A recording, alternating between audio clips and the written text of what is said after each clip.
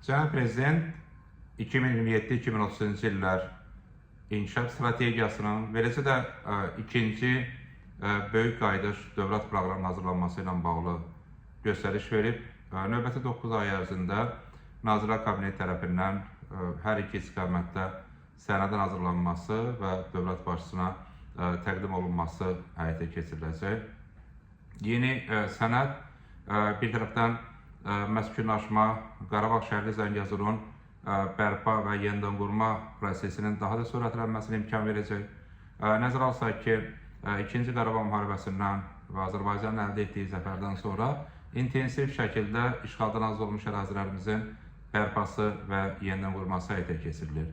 Artıq Qarabağ və Şərqi Zəngəzurda 15 mindən çox keçmiş məcburi köçkün məskunlaşıb. Eyni zamanda işğaldan azad olmuş ərazilərimizdə yaşayan vətəndaşlarımızın sayı 50 minə çatıb.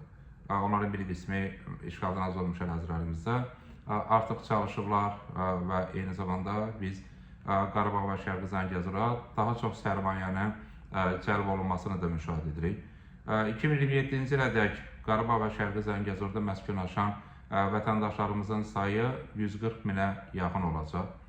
Bu deməkdir ki, ikinci dövlət proqramının icrasına başlanan zaman biz artıq işğaldan azad olmuş ərazilərimizdə 140 min vətəndaşımızın məskunlaşmasını müşahidə edəcəyik.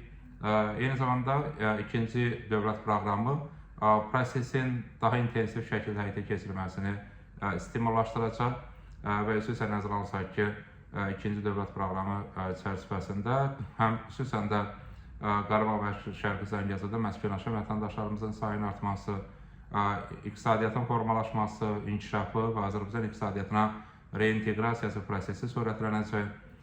Bütövlükdə növbəti dövrlərdə Ağdam şəhərində 100 min vətəndaşımızın məskunlaşacağı gözlənilir, Füzuli şəhərində 50 min vətəndaşımız məskunlaşacaq.